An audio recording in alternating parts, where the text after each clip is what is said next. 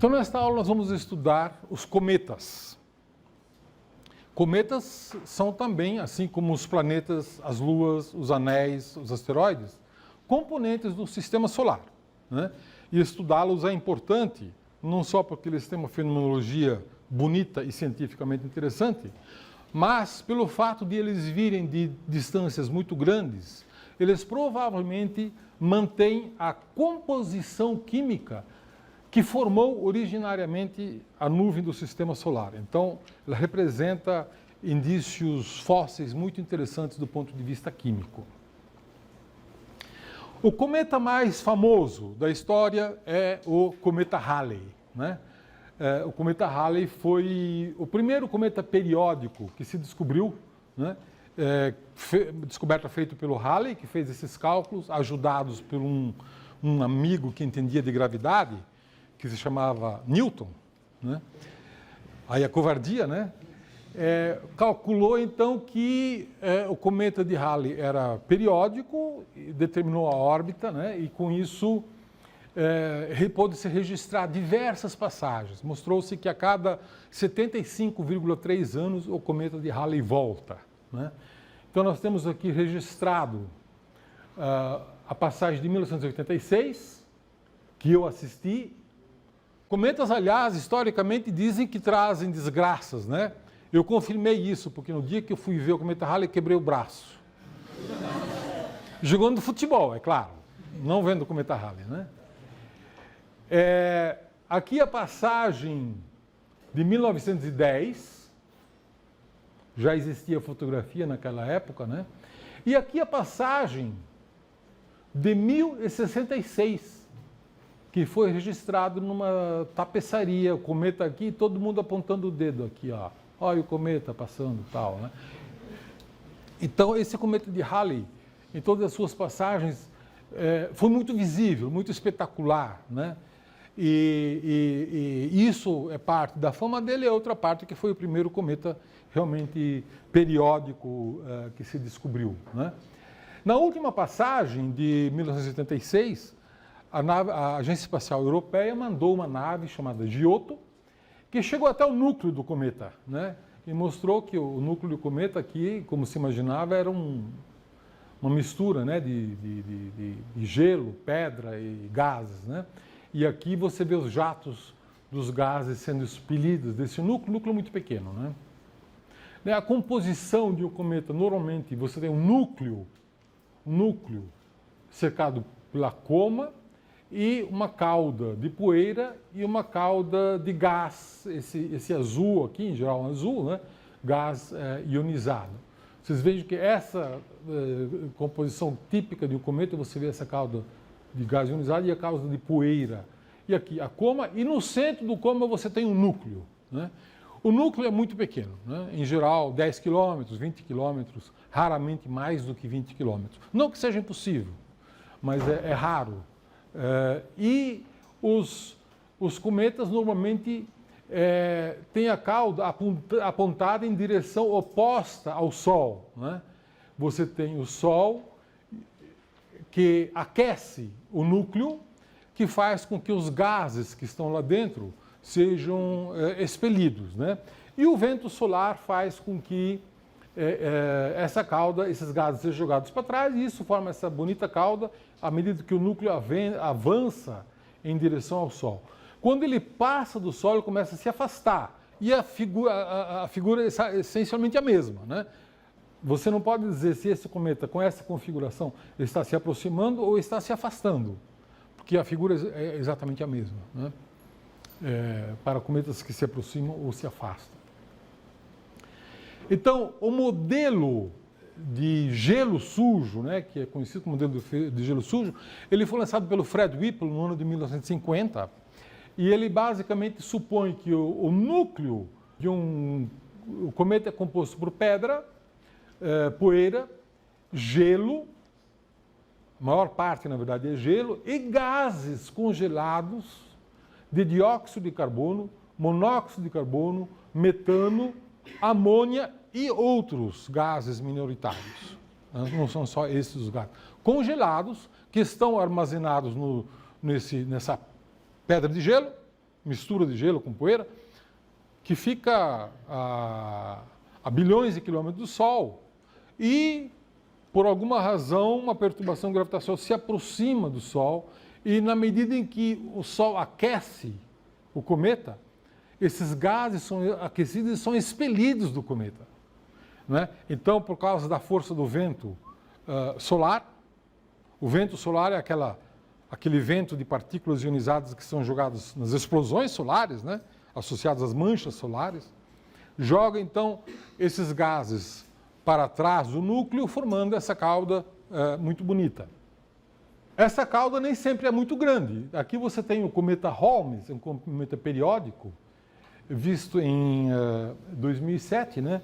Onde você tem aqui a coma muito grande, o núcleo deve estar exatamente no centro do coma, e uma cauda azulada relativamente modesta ainda. Provavelmente estava muito longe ainda do Sol. Né? O cometa Magnó, em 2006, cometas Magnó existem muitos. Magnó é um sujeito que descobriu, acho que uns 60 cometas mais ou menos, muitos.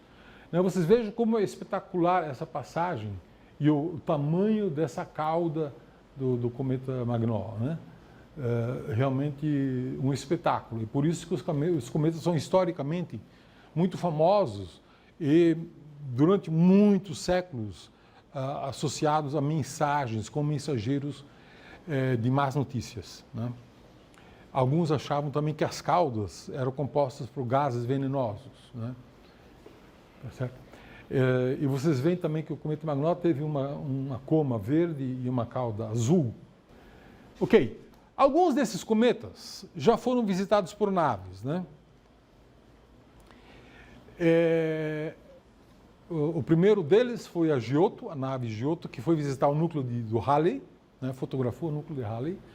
E esse outro cometa de Hartley, que também é um cometa periódico, né, por isso é mais fácil de planejar uma missão, né, o núcleo dele tem também essa forma de amendoim, que aquecido pelo Sol você vê aqui os jatos de gás sendo expelidos do núcleo. Né. E a nave Deep Impact Probe, uma nave da NASA que visitou o cometa Tempel. Esse cometa Tempel chegou no núcleo dele e lançou um impacto contra o núcleo para ver o que acontecia. E o que aconteceu foi isso. Liberou aí uma grande quantidade de gás e poeira. Né? Aqui nós temos o cometa recente, o Lovejoy, de 2011. E ele foi fotografado por uma nave chamada Sorro, que fica observando o Sol. Né? E aqui vocês veem a proximidade do Sol. Isso aqui é o vento solar, o vento sendo expelido das explosões solares. Né? Você vê as explosões aqui quando o vento aumenta a intensidade. E o cometa Lovejoy aqui, vocês vejam quando chega aqui o vento forte, arranca um pedaço da cauda e leva embora, né?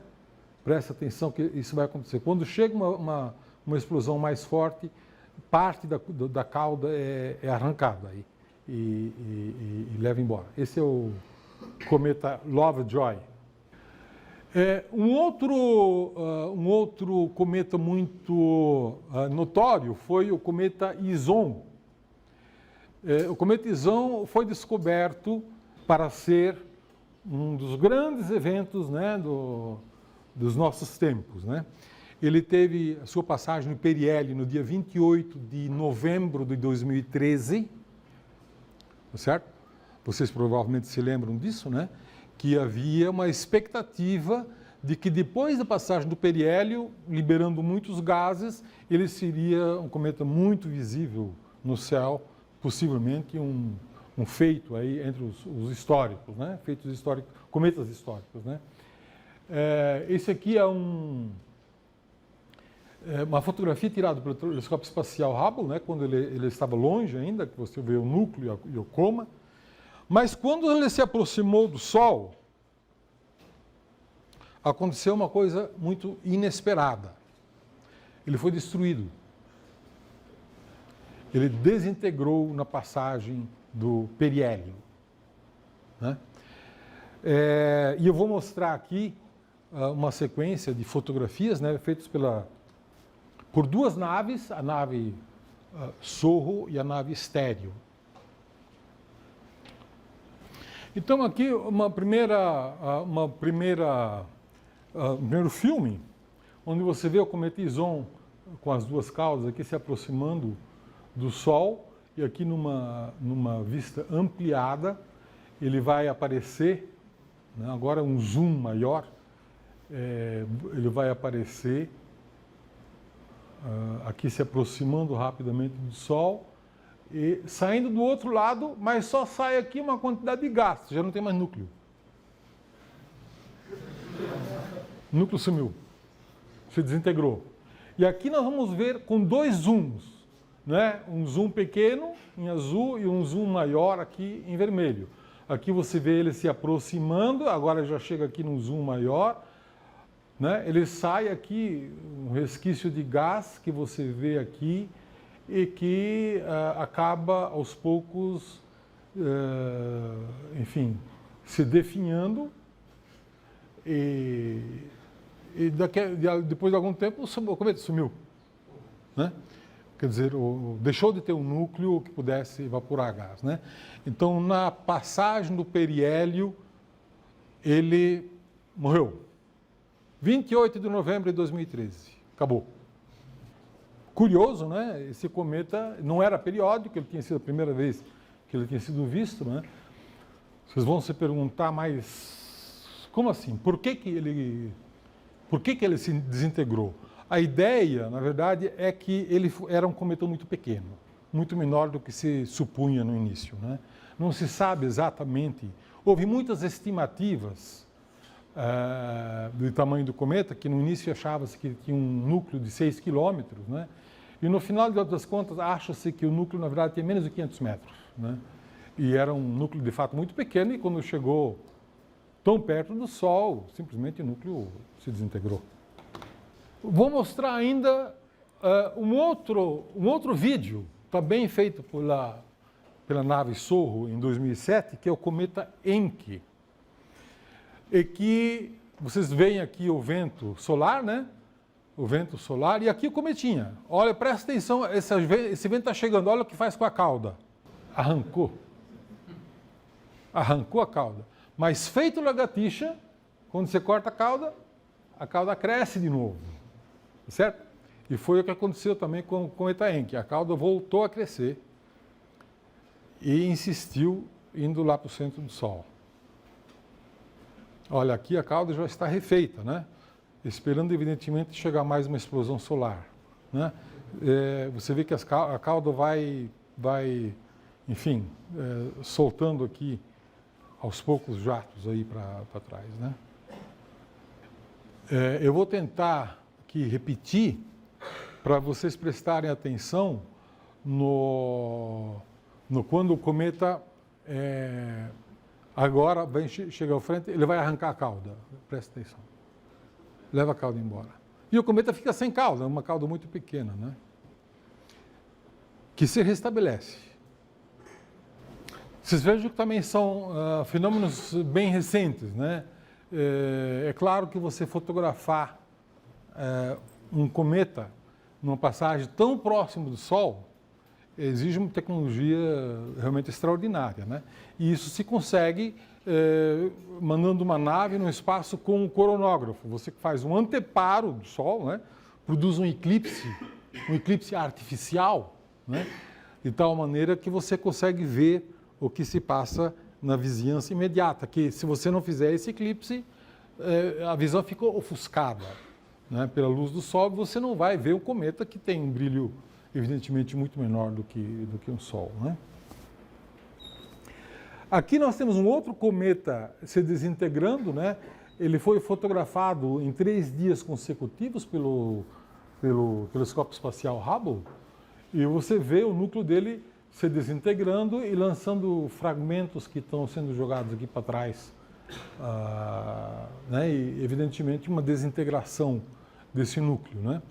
Então, os cometas têm uma importância histórica muito grande, e agora recentemente a gente descobriu que eles também desaparecem com uma certa frequência, não é? Alguns destruídos pelo Sol, outros se desintegrando sem mais nem menos, e outros, como por exemplo o cometa Shoemaker-Levy, se desintegrou por causa do campo gravitacional de Júpiter e caiu em Júpiter. Ele se desintegrou no ano de 1993 e colidiu com Júpiter em julho de 1994. Né? Então, aqui você mostra a desintegração que ocorre, e ocorre por causa do campo diferencial. O campo de Júpiter é muito intenso, então ele produz mais força numa ponta do cometa, apesar de ter núcleo pequeno, um pouco mais de força numa ponta do que na outra ponta. E isso produz um estresse que acaba rompendo o núcleo em diversos pedaços, né? Então, em julho de 93, você viu isso, janeiro de 94, março de 94 e maio de 94 já havia 20 pedaços alinhados para morrer em Júpiter, certo? E foi uma grande expectativa, né? Meus colegas astrônomos, todos lá no telescópio, tentando fotografar. Na época eu estava na Alemanha, estava dando um curso lá numa universidade, eu só acompanhei de longe, mas foram registrados com surtos, com rápidos, né? Chamas, ou um clarão, visivelmente um clarão de Júpiter, né? Que depois deixou essas marcas, né? Essas cicatrizes, que mais tarde no ultravioleta foi registrado desta maneira. Isso aqui é a sombra de uma lua, né? As cicatrizes do cometa são essas aqui, né? Que jogou então esses pedaços A, B, C, D até W estão aqui, o registro das marcas de H, B, Q1, Q2, R, D, L e assim por diante, né? Cada um desses pedaços deixou uma marca que pôde ser depois mapeada, né?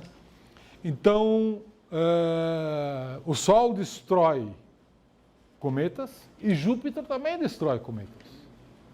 E a Terra também destrói cometas, felizmente. Dizem que a nossa água vem daí. A água aqui do planeta Terra vem dos diversos cometas que a Terra consumiu por colisão, né? Cometas são ricos em água, então eles trazem a água e deixaram aqui os oceanos para nós. De onde vêm os cometas? A resposta mais óbvia é que os cometas vêm da nuvem de Oort. Isso é parcialmente verdade, não é inteiramente verdade, porque nós já vimos também que os centauros muitas vezes se manifestam como cometas e não vêm da nuvem de Oort, e que objetos do cinturão de Kuiper podem também virar cometas, e eles também não são da nuvem de Oort. Mas os planetas de longo período ou os planetas não periódicos, estes sim vêm da nuvem de Oort. E o que é a nuvem de Oort? É uma nuvem hipotética, formulada pelo astrônomo holandês Oort, e que afirma que existe uma nuvem de pedras, de núcleos de cometas distribuídos a uma distância maior do que 50 mil unidades astronômicas. 50 mil unidades astronômicas é 1000 vezes a distância de Plutão. É lá que começa a nuvem de Oort. E ela pode se estender até alguma coisa como 1 ano-luz de distância. Se imagina, se calcula, se estima que haja aproximadamente de 1 a 10 trilhões de núcleos de cometa na nuvem de Oort. De 1 a 10 trilhões de núcleos. A nuvem de Oort tem mais cometas do que tem estrelas na Via Láctea. Tá certo? de 1 a 10 trilhões. E se você somar toda a massa desses núcleos de cometas, você tem uma massa equivalente à soma da massa de todos os planetas do Sistema Solar. É muito cometa. Os cometas são pequenos, têm núcleos pequenos, né? 10 quilômetros, 20 quilômetros. Em geral, menos de 20 quilômetros, né? Mas, somando toda a massa, ela é grande, né? Então, digamos assim, do ponto de vista de história da formação do Sistema Solar, essa massa ainda é bastante relevante também, uma vez que ela equivale à soma da massa de todos os planetas, né? E é possível até que parte dessas núcleos de cometas da nuvem de Oort tenha sido ejetados do sistema planetário, né? De alguma maneira possa ter sido jogado para fora, mas provavelmente a maioria está lá porque nasceu lá, possivelmente, né? Ok, até julho de 2013, tinham sido determinadas órbitas de um total de 4.894 cometas, dos quais 470 eram periódicos de período curto. O que é um cometa de período curto? É um cometa que volta com períodos menores do que 20 anos. São chamados a família de Júpiter. Por que a família de Júpiter? Júpiter tem um período de aproximadamente 12, 13 anos, né? Então, um cometa que tem um período menor do que 20 anos é tipicamente o período de Júpiter, né? Portanto, ele chega até uma distância aproximadamente da órbita de Júpiter, né? E existem os cometas periódicos de longo período, né? Que são aqueles que têm um período de 20 anos a 200 anos, que são a família de Halley. Halley, o cometa Halley, tem um período de 75,3 anos. Então, pertence a essa família de cometas de longo período. Conhecemos apenas 70 planetas da família de Halley e 470 da família de Júpiter. Somando os dois, vocês vejam que dá 540. É apenas 10% dos planetas, dos cometas, né? 90% é não periódico. Visitou o Sol apenas uma vez e provavelmente nunca mais, né? São cometas não periódicos, né? Vejam que a família de Júpiter, 470, eles de alguma forma podem ser identificados ou confundidos com os centauros e o cinturão de Kuiper, né? E a família de Halley são cometas que vieram da nuvem de Oort, né? E vejam que é possível que alguns desses cometas, quando vieram da primeira vez, não eram periódicos, né? Eram cometas de visita única, mas por causa da perturbação de Júpiter, principalmente de Júpiter, que tem a maior massa, mas também de Saturno, Netuno, essa perturbação fez com que o cometa perdesse energia e passasse de uma órbita hiperbólica para uma órbita elíptica e, portanto, uma órbita presa ao sistema solar, tornando-se periódico, né? E, finalmente, então, como eu já mencionei, né, os planetas são também, supostamente, a fonte da água na Terra, né? Pelo menos grande parte, possivelmente, talvez tudo, toda a água que nós temos aqui, vem dos cometas. Claro que cometas que colidiram aqui ao longo de bilhões de anos, né? Cada um deles trazendo uma certa quantidade de água, né? Que, aliás, sabe-se hoje que também existe sob a superfície da Lua, né? Existem lugares onde tem acúmulos de gelo, que supostamente são também cometas que colidiram, né, com a Lua e deixaram um reservatório de gelo sob a superfície. É claro que na superfície não há gelo. Qualquer gelo teria sido imediatamente evaporado, né, pela luz do Sol e desintegrado pela luz ultravioleta do Sol, né? Mas sob a superfície existem depósitos de gelo também na Lua, né? Supostamente também vindo de cometas que colidiram com a Lua, né? Perguntas? Professor, quanto à nuvem de Oort, é um fenômeno do Sistema Solar ou todo o espaço interestelar dentro da Via Láctea é preenchido por asteroides?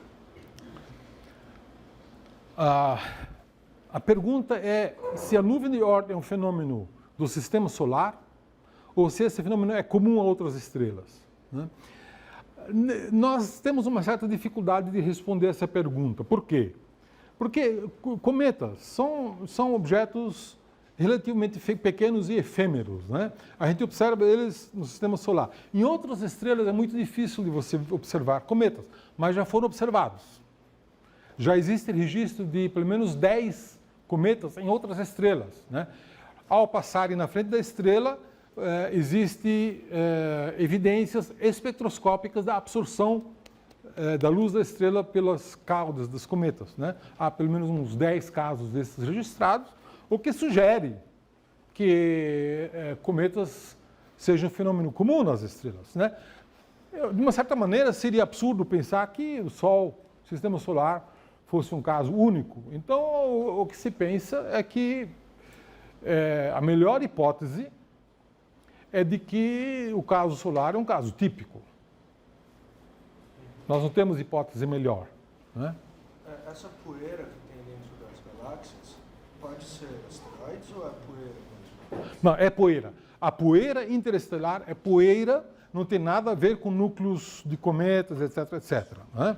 São partículas, são grãos muito pequenos, individuais, soltos, e não estão de forma nenhuma associados a corpos como asteroides e cometas, né? Se o cometa tem a trajetória hiperbólica, ele sai do Sistema Solar? Sim, porque a energia de ligação dele é positiva. Ele não está ligado gravitacionalmente ao Sol, né? Então, digamos, ele sai do Sistema Solar na medida em que ele não está gravitacionalmente vinculado. Ele pode, eventualmente, numa aproximação com Júpiter ou com algum outro planeta, perder energia e tornar a sua energia total menor do que a energia de ligação, né? Então, ele sai com uma velocidade menor do que a velocidade de escape. E isso faz com que ele assuma uma órbita elíptica. E aí ele se torna um cometa periódico, né? De longo período, evidentemente, porque pertence à família Halley, né? E não à família de Júpiter.